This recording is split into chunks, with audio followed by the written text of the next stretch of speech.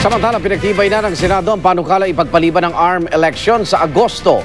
Pero bago niya, naging mainit ang debate ng mga senador kaugnay sa pagtatalaga ng OIC. Natatayong ARM governor hanggang eleksyon sa 2013. Saksi si Ivan Mayrina. 30 affirmative votes, 7 negative votes, 0 abstention.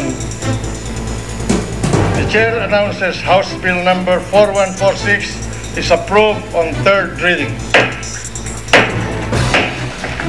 Sa botong ito, formal nang ipinagpapaliban ng eleksyon sa ARMM sa August 8 at isasabay na lamang ito sa eleksyon sa May 2013.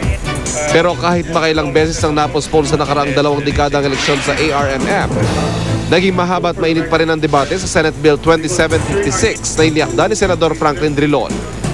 Di kasi tulad sa nakaraang mga postponement, magtatalaga si Pangulong Noynoy Aquino ng officer in charge na tatayong ARM governor hanggang sa eleksyon sa 2013, bagay na mariing tinututulan ni Senador Mig Zubiri. Git naman ni Drilon ang punto ng kanyang panukala ay ang pagtuwid sa anya'y maling desynchronization o ang pagkakaroon ng hiwalay na eleksyon ng ARM. If this had been taken up in previous administrations and the good sponsor would know that there was an opportunity for the president to appoint the particular positions of elected government posts, would he be more than willing to sponsor again this measure? Yes, Mr. President, because this is based on constitutional grounds, regardless of who is sitting in Malacanang. Si Senador Chis Escudero tinutulan din ang pag-appoint ng OIC at iginita dapat magkaroon ng mas malinaw na pamantayan sa pagpili ng OIC. While I trust the President and the President's discretion on the matter, still, Mr. President, Your Honor, it is not for one person, it is not for a person from Luzon, it is not a person from Metro Manila who can and should decide for the people of ARMM insofar as who their leaders shall or will be. Pero si Senador Miriam Santiago walang nakikitang paglabag sa anumang batas ng ARMM elections postponement at ng pag-appoint ng Pangulo ng OIC. In view of repeated Supreme Court rulings that holdovers are prohibited, any ensuing vacancy in the ARM should be filled by the President in the exercise not of the power of control, not of the power of general supervision, but in the exercise of the executive power of appointment. Hanggang sa pagtatapos ng period of amendment bago pagbotohan, pumirit pa sina Senador Escudero at Senador Bongbong Marcos sa magiging vote requirement. 2/3 vote ba ng Senado o majority vote o 50% plus 1 vote lang? Sa huli na naig ang majority vote. Kasunod ng boto ng Senado ay magkakaroon ng bicameral conference kasama ang kinatawan ng Kamara. Saka ipapasa sa Pangulo ang panukala para aprobahan. Ayon naman kay Secretary Ricky Carandan ng Presidential Communications Group, papasalamat ang palasyo sa naging resulta ng botohan ng Senado. Mismo ang Pangulo kasi, pabor na ipagpaliban ng eleksyon. Ani Carandang, malaking bagay raw ito para sa mga taga-ARMS.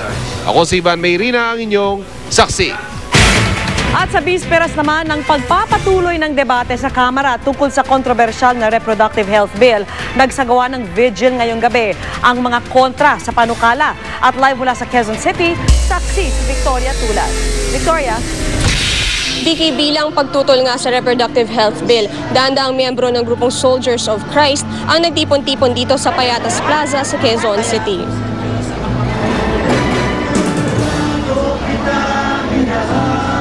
Sa Payatas Plaza, sa tapat lang mismo ng Batasan Complex, piniling mag-overnight ng grupong Soldiers of Christ. Gate ni Brother Alberto Arcadio, ang chairman ng grupo, kikiti lamang daw ng maraming buhay ang RH Bill na ikagalit daw lalo ng Diyos. May panawagan din sila kay Pangulong Noynoy Aquino. Tularan daw niya ang kanyang yumaong inang si dating Pangulong Corazon Aquino. Kung matatandaan, nung administrasyon ni Cory mula sa Population Control ay naging Family Welfare and Development ang sentro ng Reproductive Health Program.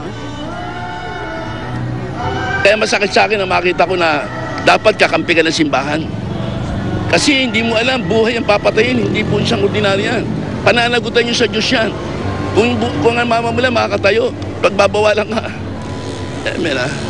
Vicky, sa mga oras na ito ay nagpapatuloy ang misa ng grupo na pinamumunuan ni Bishop Ted Bacani. Mananatili raw ang grupo dito hanggang mamayang 3:00 ng madaling araw. At live mula rito sa Payatas Plaza sa Quezon City, ako si Victoria Tulad ang inyong saksi.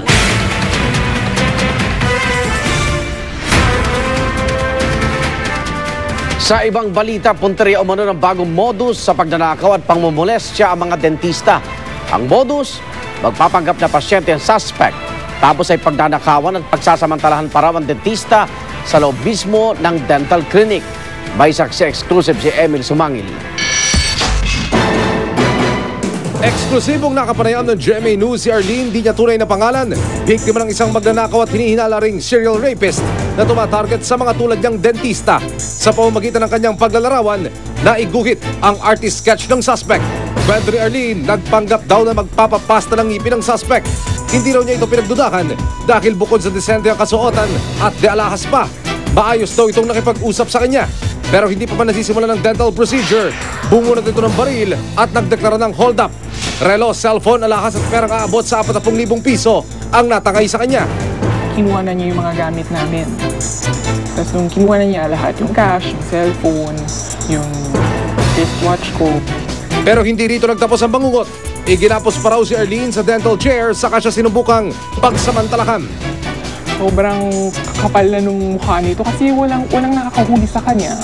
Hindi rin lumalabas masyado sa TV.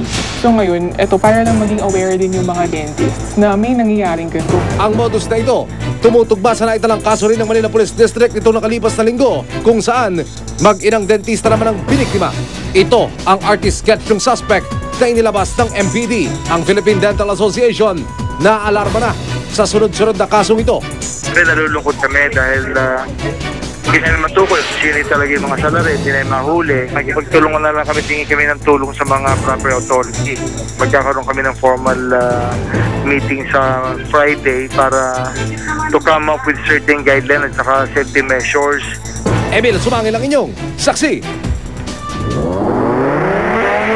Saksihan mamaya, saksi special report. Alamin ang mga senyales kung ang mga anak nyo ay biktima ng bullying sa paaralan.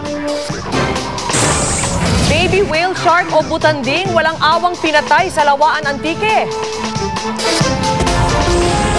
Sa sports saksi, Miami Heat panalo kontra sa Dallas Mavericks sa Game 3 ng NBA Final. Wag bibitiw. Sama-sama pa rin tayo magiging saksi.